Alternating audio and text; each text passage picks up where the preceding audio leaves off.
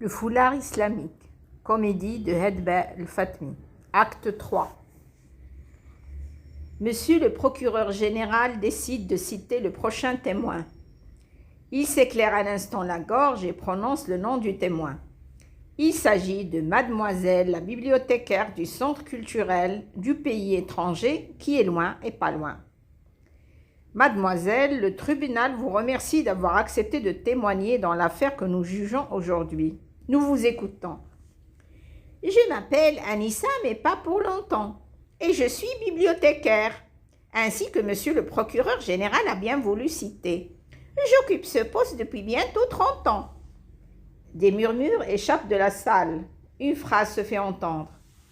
Que peut bien nous apporter le témoignage d'une bibliothécaire qui s'appelle Anissa, même si ce n'est pas pour longtemps?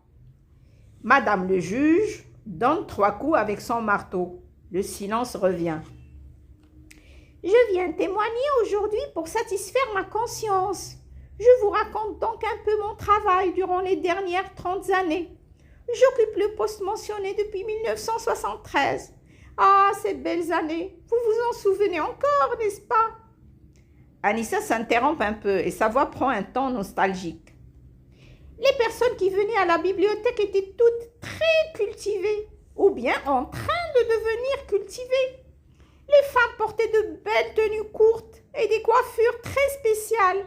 Et puis, messieurs, la culture, cela se voit, n'est-ce pas? Quelques protestations retentissent. Silence, crie madame le juge. Cela a commencé en 1982 exactement. J'étais assise sur une petite chaise, pas très confortable, mais qui faisait quand même l'affaire quand je l'ai aperçue. Vous avez aperçu qui, mademoiselle, prononce monsieur le procureur général.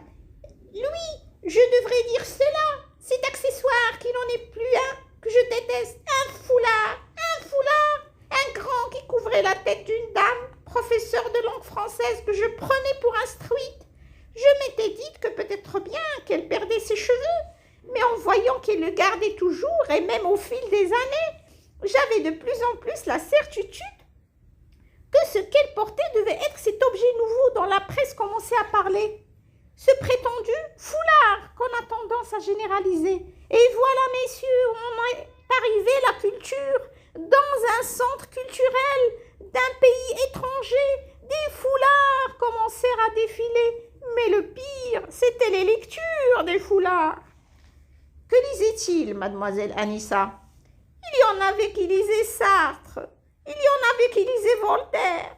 Je ne vous dis pas avec quel dédain je mettais les tampons sur les cartes de toutes ces belles lectures qui allaient finir dans une tête à foulard. Et à votre avis, quelles sont les lectures prescrites pour les foulards? La question, venant de Nour, évidemment, provoque un bruit dans la salle. Mais tout le monde se tait et attend la réponse. Je ne sais pas, aucune. Je crois fermement que lorsqu'on décide de mettre fin à sa vie et porter un foulard, il faut dire adieu à la culture. Voyons, mademoiselle Anissa, mais pas pour longtemps. En quoi un morceau de tissu peut déranger la culture? C'est que vous ne pouvez pas imaginer tout ce qui peut se passer si on laisse n'importe qui lire n'importe quoi. Personne ne peut prévoir la suite. Un désastre, monsieur le procureur général, un grand désastre. Anissa sent qu'elle n'a pas dit grand-chose et que son témoignage est de peu d'importance. Elle creuse dans sa mémoire à la recherche de phrases élégantes, mais elle n'en trouve aucune. Alors, elle décide d'ajouter une petite anecdote à son récit. Mais j'ai lutté, monsieur, j'ai lutté. En faisant quoi?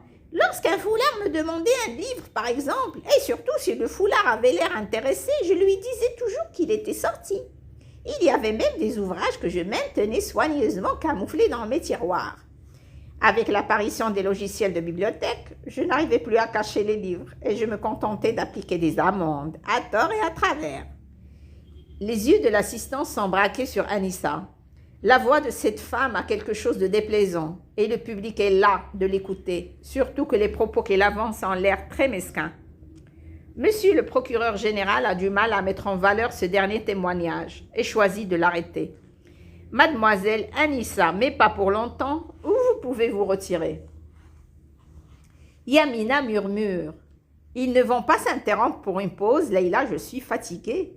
Non, nous n'avons pas oublié Yamina qui est assise sur son siège à côté de ses trois amis, Leïla, Shourouk et Naïma. Deux coups succincts du petit marteau résonnent dans la salle. Nous allons nous arrêter pour 1 heure. Nous reprendrons tout de suite après.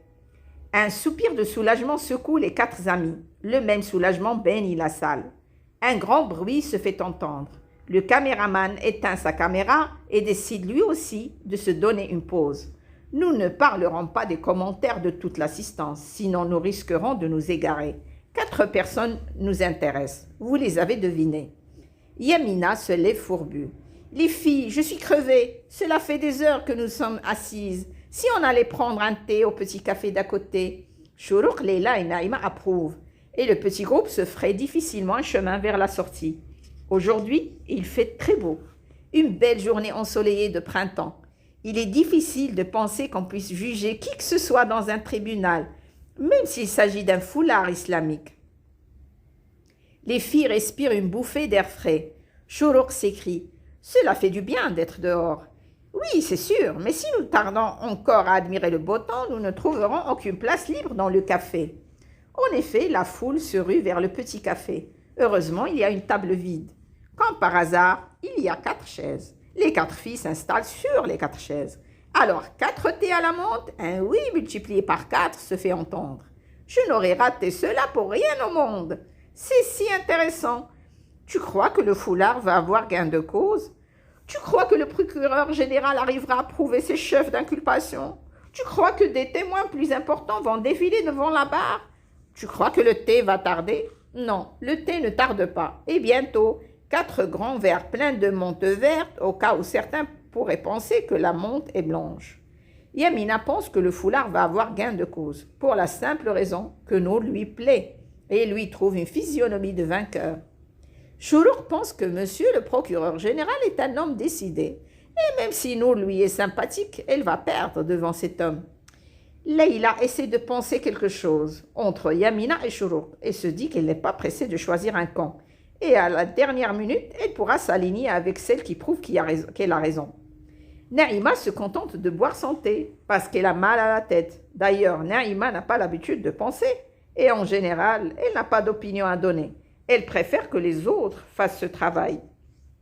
Pour l'instant, elle va se contenter de suivre ce procès parce que c'est la dernière mode. Elle est un peu triste que personne n'ait l'air de remarquer sa nouvelle coiffure. Même ses 3 amis ne lui ont rien dit. L'amitié devint une misère. Le thé ne lui plaît pas beaucoup. Elle préfère une glace vanille, fraise, mais elle a peur du qu'en dira-t-on. Aujourd'hui, plus que jamais, elle veut avoir l'air d'une intellectuelle. Donc, pas question de prendre une glace en public. Surtout que la télévision Vérité est là et filme tout ce qui lui semble intéressant. Coco est là lui aussi à siroter un thé. Il se demande pourquoi personne ne prête attention à lui. Pourtant, il a tout fait pour se faire remarquer lors de l'audience.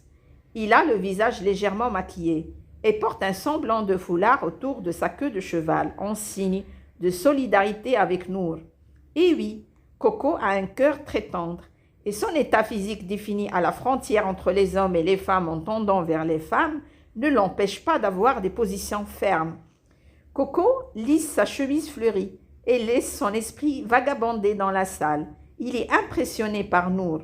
Il se demande ce qui fait que cette femme, dont il n'a vu que le visage, soit si spéciale.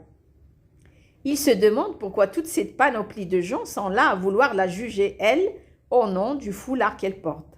Il se promet d'essayer de lui parler, de s'approcher d'elle pour lui poser toutes les questions qui lui passent par la tête. Nous n'avons pas le temps de nous attarder sur Coco. Nous allons essayer de ne pas l'oublier et revenir à lui plus tard. Pour l'instant, le café est plein de monde qui parle à tort et à travers. Nous ne pouvons pas citer tout ce que dit le plein de monde. Nous allons donc attendre tranquillement que la pause se termine pour revenir à la salle du tribunal. D'ailleurs, la séance a déjà commencé. Même tableau de départ. Fin de l'acte 3.